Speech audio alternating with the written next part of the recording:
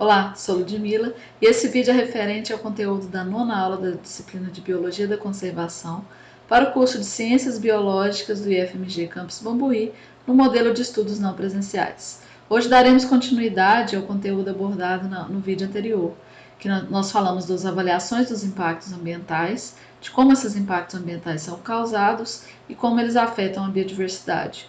Hoje, então, iremos abordar como essa biodiversidade ela pode ser, de certa forma, recuperada ou restaurada e também abordar o desenvolvimento sustentável dentro da biologia da conservação. Tá? Então, sempre que a gente altera uma área natural, nós temos uma condição sendo degradada. Então, nós temos que lembrar que a degradação ela tem diversos níveis, e aí ela vai causar uma redução na qualidade ambiental. Se nós temos uma recuperação dessa área, nós estamos recuperando também os serviços ecossistêmicos ali existentes. Então, qualquer tipo de impacto ambiental, ele vai causar um certo grau de degradação. Então, quanto maior o impacto ambiental, menor resistência da área, resiliência da área em absorver e recuperar-se daquele impacto ambiental, maior a condição de retorno ao estado original. Tá? Nós temos impactos em que a gente consegue, os impactos são pequenos, a degradação é pequena, a área é resistente, é resiliente, então ela vai conseguir retornar naturalmente ao que era antes. Nós temos alguns casos assim. E nós temos alguns casos em que essa restauração ou essa recuperação, ela deve ser acelerada através da intervenção humana ou ela só irá acontecer através da intervenção humana.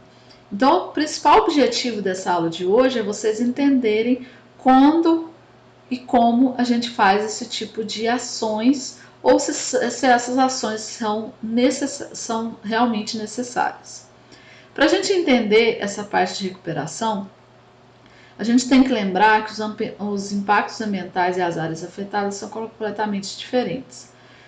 Então, para a gente recuperar, a gente precisa melhorar o meio físico e implantar medidas de manejo dos elementos bióticos do ecossistema. Então, na maior parte das vezes, a gente vai ter que fazer alguma coisa, a gente vai ter que manejar para recuperar. Então, recuperação seria a restituição de um ecossistema, de uma população silvestre degradada, a uma condição não degradada. Como eu falei, essa degradação ela tem diferentes graus. Então, não é sempre que o objetivo principal da recuperação é restaurar a área, ou seja, é voltar àquilo que era antes do homem ocupar aquela área, tá? Então, a restauração é sempre o melhor para um ambiente, ou seja, eu fiz, depois de qualquer tipo de impacto ambiental, se eu conseguir retornar, aqui nesse exemplo, nós temos essa área aqui, ela sofreu uma degradação e posteriormente ela foi restaurada ou aqui ela foi recuperada. Qual que é a diferença desses dois conceitos? Se vocês observarem, essa área está idêntica a essa. E essa não, essa tem algumas modificações. Então, essa área aqui, ela foi, se ela chegou nesse estágio aqui, ela foi restaurada. E aqui ela foi simplesmente recuperada. Ah, Ludmila, mas para ser restaurada tem que ter exatamente as mesmas espécies em mesma quantidade de indivíduos? Não. Ela tem que ser muito similar à área original. Se a gente observar, a diferença nesse exemplo aqui são mínimas, mas o porte e a quantidade de vegetação ela está significativamente diferente. Isso faz com que a área não seja considerada uma área que foi restaurada. Restaurar uma área, gente, é o mais difícil, tá? Então, por isso que geralmente as ações elas estão voltadas mais para a recuperação. A restauração ela pode acontecer e na maioria das vezes ela acontece de maneira natural e leva um grande tempo para chegar ao estado que era antes. Mas dentre as técnicas, os tipos de recuperação, nós temos a reabilitação, revitalização e remediação. Então, o que seria a reabilitação? é eu pegar uma área que foi impactada, que foi alterada, que foi degradada e criar um sistema alternativo, um ecossistema diferente daquilo que era antes. Então, por exemplo, eu vou implantar um empreendimento numa área urbanizada, então essa área era natural, não tinha nenhum tipo de. Estava na sua condição natural, original, não tinha nenhum tipo de alteração. A partir do momento que eu transformo essa área, como ela está localizada dentro de um centro urbano, e aí se eu deixar uma área natural, os habitantes desse município podem transformar numa área que não seja de uso proveitoso para a população, como por exemplo algum ambiente para utilização de drogas. Então, a gente reabilita essa área, ou seja, eu transformo essa área num parque em que a população possa visitar. Num parque com trilhas, com bancos para se sentar, com algumas áreas de vendas de alguns produtos. Isso tudo é reabilitar uma área. Revitalizar é recuperar ambientes urbanos degradados. Esse termo é muito utilizado para avaliar o tipo de recuperação, que seria aquele, por exemplo, em que um córrego ou um rio passa por dentro de um município, o que é muito comum no Brasil e em todo o mundo, né? Porque a gente utiliza muitos recursos hídricos e as cidades são construídas no entorno desses recursos hídricos. Então, se a gente, por exemplo, pegar o município de Formiga, Formiga tem um rio Formiga que passa exatamente dentro do município. Mas se eu for lá hoje, eu vejo que ele está altamente degradado, as suas margens estão com lixo, com modificações, com solo exposto. Então, se eu fizer um projeto de recuperação daquele rio, eu não vou voltar ele ao estado natural. Eu não vou plantar árvores nativas e deixar e remover tudo que tem em torno do rio para fazer a mata ciliar. Então, nesses casos, eu faço uma revitalização, que eu transformo as margens desses rios numa área menos impactante, coloco algumas espécies nativas, mas faço algumas contenções e coloco alguns atrativos para a população humana, por exemplo, faço uma pista de Cooper ou de caminhada no entorno desse córrego, para também trazer a população para mais perto desse ambiente um pouco mais natural. E a remediação, gente, é uma forma de recuperação através da remoção e contenção de contaminantes. Ela é muito utilizada para um manejo muito utilizado para controle de contaminantes, de resíduos, principalmente líquidos, como por exemplo derramamento de petróleo. Então, a partir do momento que eu tenho um acidente de derramamento de petróleo, eu vou fazer a remoção, a contenção desses contaminantes, eu estou fazendo uma forma de recuperação do tipo remediação, tá? Mas o importante para a biologia da conservação é mais essa questão de restauração. Então, sempre que eu falar de uma área que foi restaurada, eu quero dizer que eu estou tentando me aproximar o máximo possível do que era antes. E isso acontece, sim, em menor grau. Geralmente, a gente fala somente que a área foi recuperada, ok? Então, para a gente avaliar o quanto o impacto ambiental está alterando a área, a gente precisa, para a gente avaliar o quanto que a gente vai recuperar, a gente precisa avaliar o impacto ambiental em si. Então, quando eu vou implantar um empreendimento num local, eu vou fazer, como eu falei na aula anterior, um diagnóstico de como aquela área é atualmente, um prognóstico, ou seja, o quanto que aquela área será modificada após a implantação de determinado empreendimento. Então, vamos lá no nosso exemplo. Nós temos uma área em que vai ser implantado um hospital veterinário. Essa área, como eu falei, ela já tem diversos indicadores de que ela já é uma área alterada. Isso reduz os meus impactos ambientais. Por quê? Porque já está uma área degradada, tá? E o prognóstico é o quê? Se o principal... quais tipos de impactos que esse novo empreendimento vai causar? Vai aumentar o número de circulação de pessoas e animais? Vai. Então, quais os impactos decorrentes disso? Isso é um prognóstico. Por exemplo, vai aumentar a quantidade de resíduos? Consideravelmente, vai alterar o tipo de resíduo gerado. Então, o prognóstico é que esses ambientes poderão sim sofrer os impactos diretos de geração de resíduos. E por isso vem as medidas mitigadoras para reduzir ou eliminar esses impactos. Então, se nesse caso eu vou aumentar a quantidade de resíduos e o tipo de resíduo é altamente contaminante, eu tenho que propor ações para eliminar esse tipo de impacto, tá? É aí que a gente chama de medidas mitigadoras. O que seria, por exemplo, uma medida mitigadora, um outro exemplo de medida mitigadora? Eu vou implantar um empreendimento em que vai ocorrer desmatamento. Tem como eu reduzir, tem como eu eliminar esse impacto? Não. Se o empreendimento ele vai ser implantado, certamente ele vai ter uma área de ser desmatada, se a área toda é coberta de vegetação. No entanto, será que tem alguma forma de eu reduzir esse desmatamento? E geralmente tem. Será que tem uma forma desse desmatamento não ir tanto numa área mais importante, numa área de maior biodiversidade? Então, isso tudo são avaliação de impacto ambiental, ela serve justamente para isso. O principal objetivo dela já que vai ter que implantar o empreendimento é necessário para desenvolvimento econômico e social, nós precisamos avaliar a forma de isso acontecer causando menos impactos possíveis, tá? E aí a gente tem o prognóstico, então seria a gente prever quais os danos que esses impactos vão causar e reduzir, propor alternativas para reduzir esses impactos.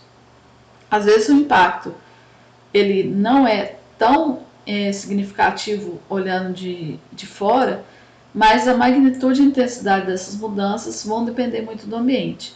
Então, sempre que a gente observar os impactos ambientais, a gente tem que observar onde eles estão ocorrendo, porque o ambiente ele modifica muito o grau de significância desse impacto. Um empreendimento que vai simplesmente causar só um aumento no consumo de água, o empreendimento não vai causar muitas alterações ambientais, degradações ambientais, redução da fauna e da flora, mas ele vai consumir muita água.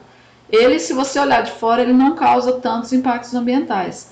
Mas dependendo de onde ele será implantado, ele vai causar impactos ambientais extremamente significativos. Se ele for implantado numa região onde a água é escassa, ele vai alterar o ambiente e vai provocar impactos ambientais que vão refletir principalmente na vida da população de uma maneira altamente significativa, tá? E aqui também a gente tem que lembrar que os impactos ambientais a gente tem que observar se eles são cumulativos, ou seja, se vários impactos estão ocorrendo conjuntamente, isso modifica completamente o grau de redução da qualidade ambiental, tá? Então, se um empreendimento ele vai causar diversos tipos de impactos, eu tenho que observar eles conjuntamente, eu não posso observar eles isoladamente. E isso também são para impactos sinergéticos, como eu já falei lá na frente, que é quando você observa que a soma de dois impactos, o conjunto de dois impactos é muito maior que o efeito simplesmente da soma, tá? Então, quando a gente está avaliando impactos ambientais, avaliando essas fontes de degradação, a gente tem que avaliar tudo conjuntamente para a gente propor algumas medidas específicas para reduzir aquele impacto, tá? E uma série de impactos sim, insignificantes, como eu falei, eles podem resultar em uma significativa degradação ambiental. Então é importante a gente observar, principalmente na parte biótica, como esses impactos ambientais irão afetar. Os impactos, então, eles variam muito. Pode ser um impacto significativo, como um impacto insignificante, mas isso aqui vai depender muito da área onde ele será realizado, ok? Onde ocorrerá o impacto ambiental. Então, para frisar essa questão de impactos cumulativos e sinergéticos, a gente tem que lembrar que os impactos ele interagem com o ambiente. E às vezes essa interação entre dois impactos, ela vai causar esse efeito sinergético. Por isso que é muito importante a gente observar os impactos conjuntamente. E não é fácil identificar, viu, os impactos sinergéticos, por isso que a gente precisa de um profissional especializado para saber se aquele empreendimento ele vai causar um impacto sinergético. Geralmente, gente, esses impactos sinergéticos são de empreendimentos que causam maior dano em uma área que é natural, que está com uma qualidade ambiental alta, tá? Então, por exemplo, uma usina hidrelétrica, geralmente uma grande usina hidrelétrica, ela precisa de um estudo de impacto ambiental muito mais completo. O que o empreendedor faz para reduzir os custos, que esse estudo mais completo é mais caro? Ele divide o empreendimento dele em dois pequenos. Então ficam duas pequenas centrais hidrelétricas. Só que ele constrói uma sequenciada da outra. Ele pega a licença para construir uma sequenciada, ou seja, uma num pedaço do rio e logo abaixo a outra. E esse tipo de empreendimento é um tipo de empreendimento que pode causar um impacto sinergético, ou seja, o efeito dessas duas pequenas para o meio ambiente pode até ser superior àquela maior, né, que pela legislação ela causaria um impacto maior, tá? Então é importante observar sempre a localização da alteração que vai causar impacto ambiental. Então, para frisar também as medidas mitigadoras, o que elas devem fazer? Elas devem atenuar os efeitos negativos do empreendimento, reduzindo a magnitude e a importância dos impactos, ou seja, reduzir o quão grave ele será, que é a importância, e também quanto ele vai prejudicar, ele vai alterar aquele ambiente. Então, como eu falei, o desmatamento ele é uma das coisas que podem reduzir. Por exemplo, hoje, lá no IF, nós temos vamos supor, hipoteticamente, que aquela parte onde está sendo construído o hospital veterinário, ela tinha geração de resíduos, de esgoto, e que esse esgoto não era tratado e era jogado no sistema público de coleta, tá? A partir do momento que eu vou implantar um hospital veterinário, eu tenho que ter um maior controle de todos os resíduos gerados. Então, o que eles podem estar fazendo ou podem fazer? Eles têm que tratar aquele resíduo, que é altamente contaminante, e eles também podem tratar o resíduo de esgoto. Então, vai acabar que eu posso até reduzir a importância e a magnitude dos impactos que já eram causados lá. Ao invés de jogar na rede pública, eu posso tratar aquele tipo de esgoto naquele local e isso eu posso trazer algum certo benefício relacionado a esse tipo de impacto. A gente trabalha na mitigação com a atenuação de impactos negativos, alterações no projeto visando evitar impactos, então eu posso reduzir a área de construção, posso desviar uma área de construção de um fragmento importante. Ações para reduzir esses impactos, ações para compensar os impactos que não puderam ser evitados ou suficientemente reduzidos e realçar os impactos positivos, que é realçar os impactos positivos é o que eu falei, que ao invés de eu tratar só o resíduo do hospital, eu posso colocar o resíduo também dos banheiros e assim eu posso realçar esse impacto que pode ser um impacto positivo. Se os impactos eles não puderem ser mitigados, ou seja, não puderem ser eliminados ou reduzidos, a gente entra nas compensações. Então, o empreendedor, principalmente de grandes empreendimentos, eles precisam compensar aqueles impactos que eles não conseguiram reduzir.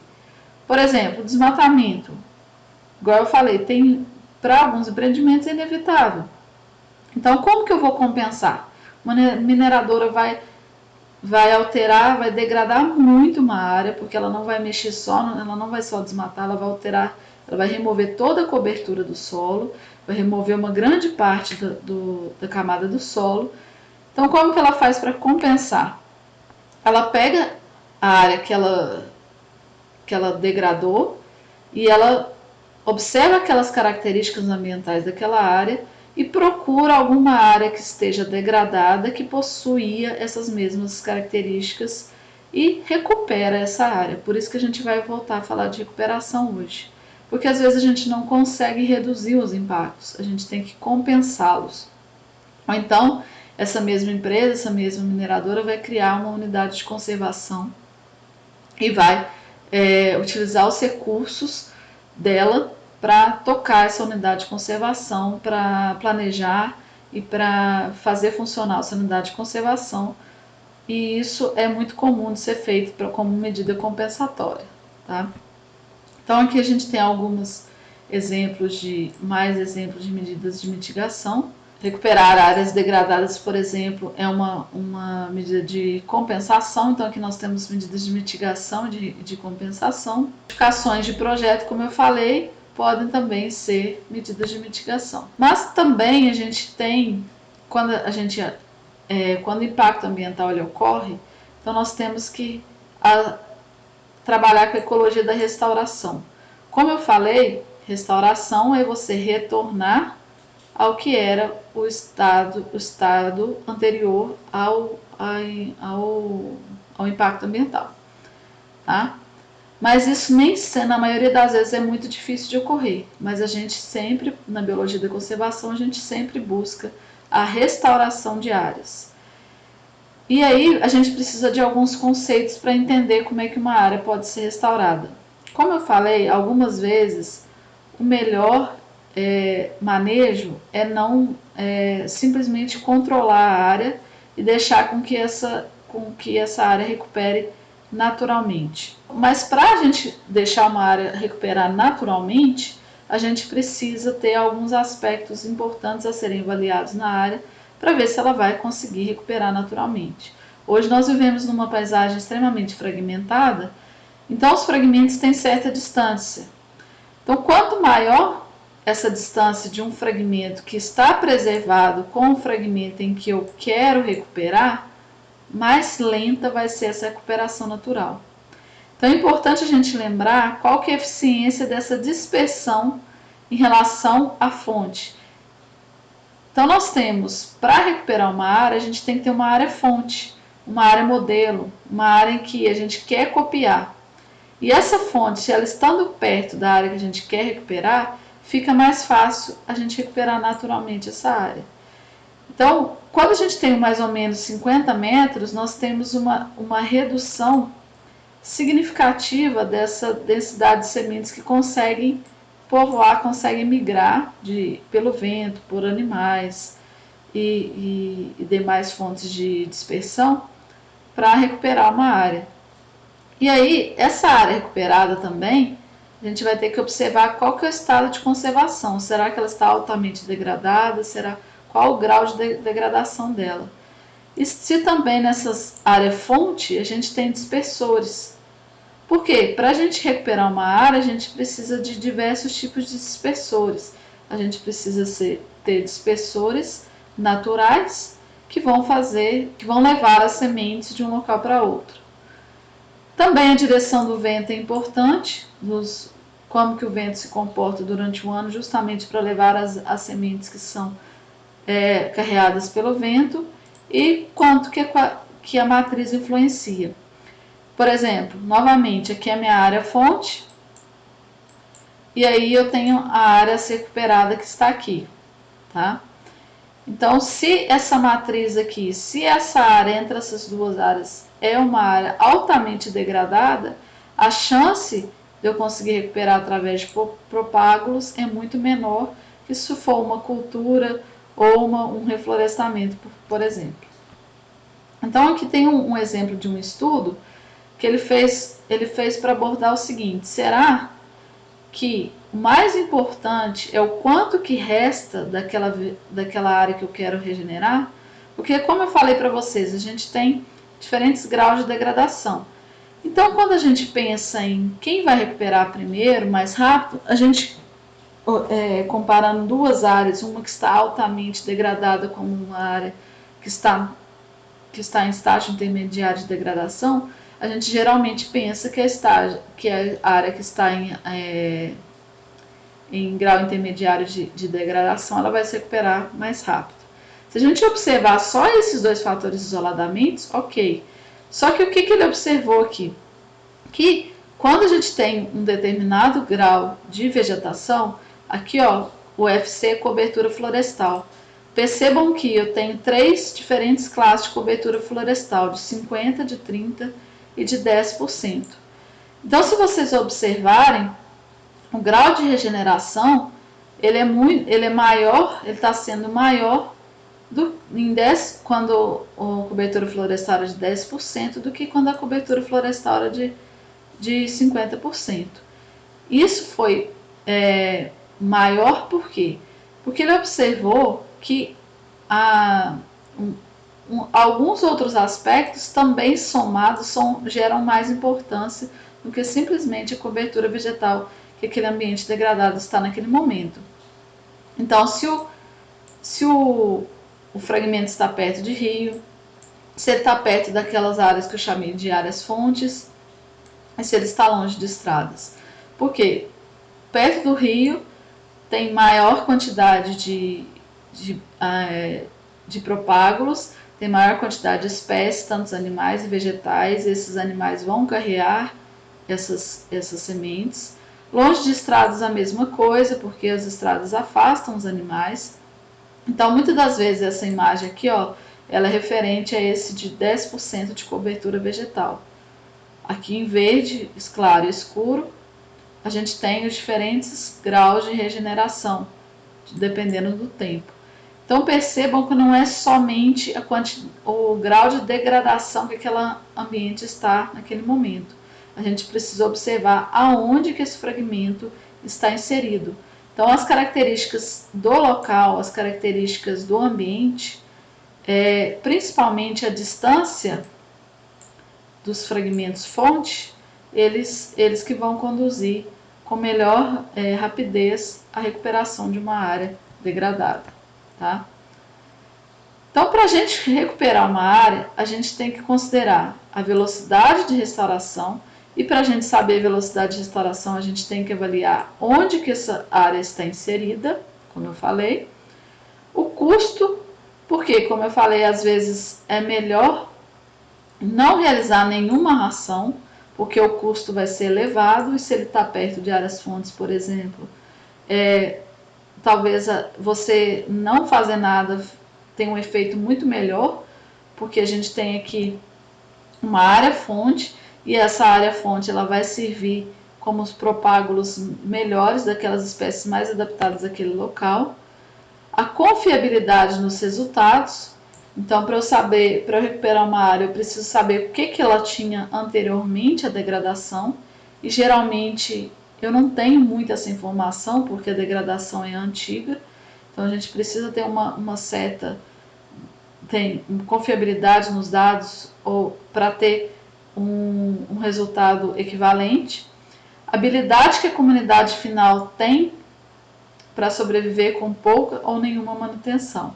Essa nenhuma ação, às vezes a gente tem que observar porque se ela vai ser eficiente ou se as espécies vão acabar morrendo e não vão conseguir recuperar a área. A mesma coisa quando a gente propõe uma ação, um reflorestamento, mas a gente só faz o plantio inicial e às vezes as árvores não conseguem, as espécies não conseguem repovoar toda aquela área, né? Então, restaurar para quê? Como eu falei lá no início, para que eles voltem a proporcionar os mesmos serviços de antes, tá? E como que eu posso fazer essa recuperação? Eu tenho nenhuma ação, eu tenho substituição, reabilitação e restauração. Quando eu não vou realizar nenhuma ação, geralmente o que é feito é que a gente só cerca aquele ambiente para impedir o acesso de animais, para impedir o acesso de pessoas, e ela tem um alto valor ambiental, viu? Como eu falei, ela vai ser uma área que naturalmente vai ter aquelas espécies existentes na região. Eu também implanto quando a gente tem tentativas anteriores de insucesso. Então, eu não tive sucesso nas tentativas anteriores, então eu posso abordar essa ação. E um ecossistema altamente resiliente, ou seja, o ambiente tem muita capacidade de voltar ao que era antes. Eu posso substituir uma área, ou seja, eu transformo uma área degradada por um produtivo. Isso é melhor do que você deixar uma área degradada, mas não é o melhor para a biodiversidade. Mas ela recupera algumas funções do ecossistema. E na reabilitação, como eu expliquei lá atrás, a gente consegue recuperar algumas das funções do ecossistema e algumas das espécies originais. A gente pode implantar, por exemplo, lá na borda do rio Formiga, algumas espécies originais, algumas espécies naturais da região, mas a gente também pode incentivar a população a proteger aquela área, não degradar, não jogar lixo, trazendo aquela população para utilizar, para tornar aquela área útil para eles, para algum fim. E a restauração é a composição, voltar ao que era antes, através de um programa ativo de reintrodução. Tá? Então, a restauração eu posso conseguir através de nenhuma ação, ou eu posso conseguir através de um programa de reintrodução. Só que esse programa de reintrodução ele é mais complicado de ser feito. A gente vai precisar avaliar quais espécies colocar, a quantidade de indivíduos. A gente não pode simplesmente pegar 10 indivíduos diferentes e colocar 10 espécies diferentes e colocar numa área e achar que ela vai ser restaurada. E um plano de recuperação, de restauração de uma área é muito difícil de ser feito. Precisa de conhecimentos específicos e de estudos específicos. Então a gente avalia os impactos ambientais, a gente propõe medidas de recuperação, de restauração e a gente sempre associa isso ao desenvolvimento sustentável. A gente tem que colocar, quando a gente fala de biologia da conservação, a gente está falando de conservação do meio biótico, mas a gente tem que relacionar ao meio físico e ao meio socioeconômico. Então a gente precisa inserir as pessoas na conservação dos recursos ecológicos. E como que eu incentivo, como que eu insiro as pessoas em atividades sustentáveis? Então, hoje há uma grande dificuldade de todo mundo, de todas as empresas, em realizar ações sustentáveis. Então, nós temos alguns programas, por exemplo, um programa que eu acredito que todos conheçam aqui, que é o Projeto Tamar, que ele é voltado para a recuperação e para a preservação de tartarugas marinhas. E como que eles fizeram para abordar, para inserir a comunidade nessa recuperação? Porque quando você não insere a comunidade, você não consegue sustentar um grande programa de preservação. Especialmente aqui, por exemplo, porque as praias são comunitárias. Então, os ovos das tartarugas, elas deixam lá, e se você não incentiva a população a preservar, a população vai destruir aqueles ambientes e não vai auxiliar e o projeto não vai para frente. Então, o que eles fizeram? Eles fizeram algumas ações para trazer a comunidade e fazer com que a comunidade tenha um ganho econômico, um ganho cultural com a preservação daqueles ambientes. Então, foi feito um investimento nas infraestruturas das unidades de conservação para melhorar a diversidade biológica e principalmente proporcionar oportunidades de renda para a população local, através de centros de visitantes. Então a gente criou vagas, eles criaram vagas para guias, guias conseguirem levar os visitantes e ganharem dinheiro com isso, lojas, confecções próprias, rendeiras e bordadeiras, e preservação e valorização cultural. Então, se vocês forem nesses tipos de projeto, tipo o projeto Tamar, vocês vão ver que lá tem muitos itens que são feitos localmente e esses itens são bem valorizados pelos turistas e são adquiridos pelos turistas e toda essa renda vai para a comunidade.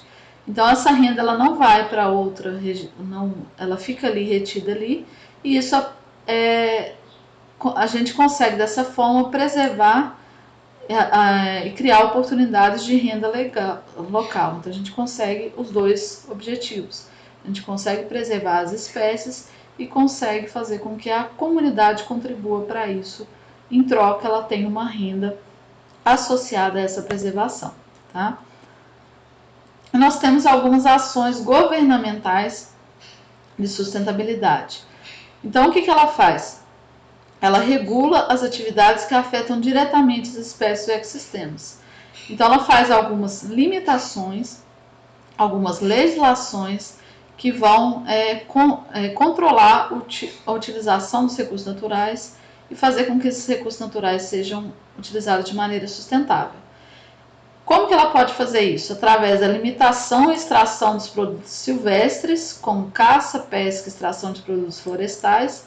Então, falei em algumas aulas passadas que a gente tem as reservas legais e algumas APPs que elas podem ter, você pode ter autorização para utilização sustentável. Então, a gente tem aqui uma extração controlada, né, dos recursos naturais. O governo pode limitar o uso do solo, tanto de áreas privadas como designação de reservas de natureza. E a gente tem também um outro mecanismo de ação governamental, que é o que eu falei na aula anterior, que é a avaliação de impacto ambiental, que vem justamente com o objetivo de prevenir ou reduzir a degradação. Então, se a gente observar que essas duas figuras, elas exemplificam como que os planos de uso sustentável, de extração sustentável, podem ser feitos. Então, em algumas áreas particulares ou algumas áreas protegidas, a gente tem, por exemplo, o corte de candeias de uma maneira sustentável. Então, nós temos, até já comentei isso em outra aula, que a gente tem um corte controlado, a gente seleciona os indivíduos que serão extraídos e a gente deixa sempre as árvores porta-sementes para poder a área recuperar sozinha e a área ser sustentável, tá? Então, gente, hoje quando a gente fala de uso sustentável dos recursos, para prevenir uma degradação, para utilizar os recursos de maneira sustentável, a gente tem os 5 R's da sustentabilidade. Então, esses 5 R's da sustentabilidade, ele vai servir tanto para empreendedores como para consumidores. Então, mesmo aqueles empreendedores que utilizarão os recursos naturais, como você e como consumidor, como nós, né, como consumidores, nós temos que avaliar para tornar o uso de recursos de maneira mais sustentável. Então, a primeira forma que a gente tem que fazer é repensar a utilização daquele recurso, reavaliar se ele realmente é necessário para determinado fim. E a partir daí recusar a utilização daquele recurso, seja utilizando, para o caso de empreendedores, tecnologias alternativas para não utilizar aquele recurso, seja você verificando que você não precisa utilizar aquele produto, que você realmente não precisa daquele produto, que ele não vai ser tão útil para você. Se o empreendedor precisa do recurso, a gente precisa avaliar uma forma de reduzir a utilização daquele recurso. Novamente, para os empreendedores, a gente tem as técnicas, a tecnologia. Então, se eu vou utilizar água, se eu preciso da água para gerar um produto, como que eu posso reduzir a utilização daquela água? E você pode pensar em reduzir a quantidade daquele recurso que você quer adquirir. Se eu tive que utilizar o recurso, como eu posso reutilizá-lo? No caso dos empreendedores, das indústrias, como que eu posso fazer reutilização da água? Isso vai tornar o meu produto mais sustentável. Eu vou conseguir vou conseguir gastar menos com esse tipo de recurso e por aí vai. E você também, você pode, a partir do momento que você utilizou um produto, como que você pode reutilizar a embalagem desse produto, ou quando esse produto não for mais servir para aquele fim, como que você pode utilizá-los para outros fins. Porque reutilização, gente, gasta muito menos recursos do que quando você vai reciclar determinado recurso.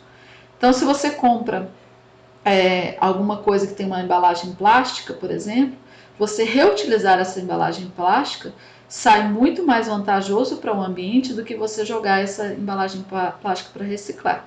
Obviamente que você jogar no lixo comum ou no levar para um local que vai reciclar, o melhor seria esse local que vai se reciclar. Mas a reutilização ela é importante para fazer com que aquele recurso substitua um outro que você iria comprar para a realização do mesmo fim. A mesma coisa acontece em indústrias. Então, ela reutilizar ao máximo recursos é muito melhor do que ela reciclar. Porque para reciclar, geralmente a gente precisa utilizar novos recursos, precisa utilizar mais água, mais energia para gerar um produto diferente. Para vocês identificar 2 impactos nessa lista aqui, que podem ser evitados, e 2 que podem ser reduzidos e justificar cada um deles. Então, vocês vão olhar esses impactos aqui e vocês vão verificar, por exemplo, desses dois empreendimentos de indústrias e de mineração.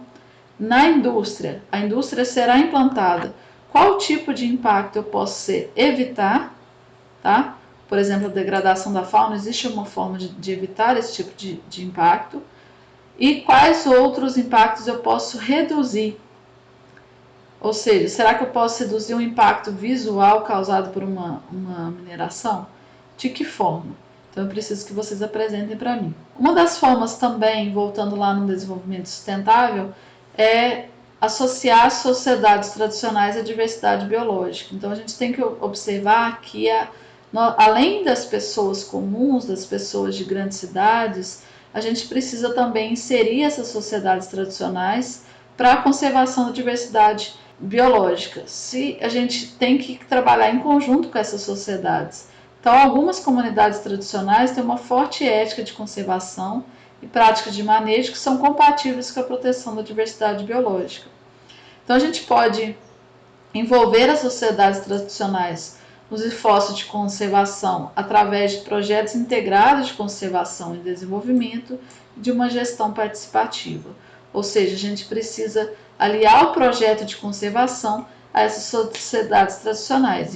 Nós temos diversos exemplos aqui no país que funcionam.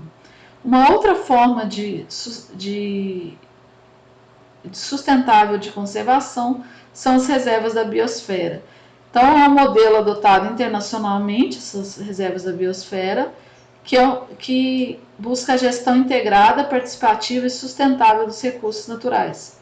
Ou seja, tentar mapear e conservar a biodiversidade através do uso controlado dos seus recursos. E para isso a gente utiliza a pesquisa científica, educação e monitoramento. Então nós temos aqui o mapeamento das reservas da biosfera brasileira, nós temos essas reservas pelo mundo todo, e aí nós temos algumas medidas sustentáveis para cada tipo de reserva, tá? Então, para a Mata Atlântica, por exemplo, que é o que está em vermelho aqui, a gente tem algumas ações principalmente voltadas para ambientes altamente degradados e fragmentados, que é o nosso caso. Então, a gente tem algumas ilhas, ou seja, alguns fragmentos grandes que tem uma alta biodiversidade, que essa reserva da biosfera busca preservar esses ambientes e voltar às ações degradadoras para aqueles ambientes que já estão degradados, tá? Quais são os desafios, então, para os biólogos dentro desses aspectos de conservação e de aliar ao desenvolvimento sustentável? Encontrar alternativas viáveis, tá? Nós precisamos de muitos estudos e muita tecnologia. Estabilizar o crescimento populacional humano, principal fonte de degradação, aliás, a única fonte de impacto ambiental são as atividades humanas, e cada ser humano ele causa muitos impactos ambientais, e esses impactos ambientais só serão reduzidos se a população humana for controlada. Estabelecer incentivos e penalidades que convençam as indústrias a valorizar o meio ambiente, e no caso do Brasil, implantar esses tipos de penalidades, tá? Os incentivos também são importantes, especialmente para produtores rurais. Restringir o comércio internacional de produtos que são obtidos em prejuízo ao meio ambiente. Isso há uma pressão mais de fora do que de dentro, ou seja, os demais países eles realizam uma pressão forte no Brasil para a geração de produtos mais sustentáveis, com o selo verde, mas o Brasil ainda não tem essas ações em grande escala para vender somente produtos ou incentivar a venda de produtos mais sustentáveis.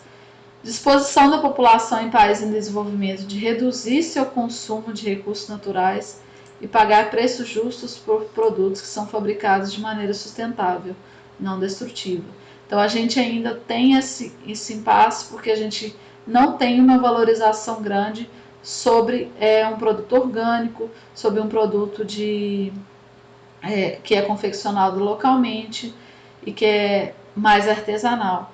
Então a gente precisa desenvolver esse tipo de cultura e para aqueles que podem pagar preços mais justos pelos produtos mais naturais.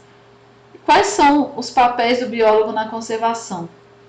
Devem ser mais eficazes como educadores. A gente precisa repassar essas orientações e todas essas ações de conservação. Então, como biólogo, mesmo que você não for trabalhar com essa parte de conservação, é importante que você tenha conhecimento da importância da biodiversidade, de como a gente pode fazer para preservá-la, e educando o maior número de pessoas possíveis, os leigos e não leigos, para os problemas que originam a perda da diversidade biológica. Nós estamos vendo aí diversos tipos de impactos ambientais em que as alterações, como por exemplo as alterações climáticas, que a gente está vendo que está havendo uma piora muito rápida, muito mais do que anteriormente prevista, e a gente precisa se atentar que essas alterações elas vão causar danos muito catastróficos. Então era isso, gente. Não se esqueçam, tirem suas dúvidas, participem dos fóruns, contribuam com algum conteúdo que vocês julgarem interessantes. Eu não consigo abordar tudo que a gente precisa aqui nessa aula em vídeo e estou disponível para responder qualquer tipo de questão lá no fórum. Responda as questões semanais para a gente ir acompanhando o conteúdo. Bons estudos!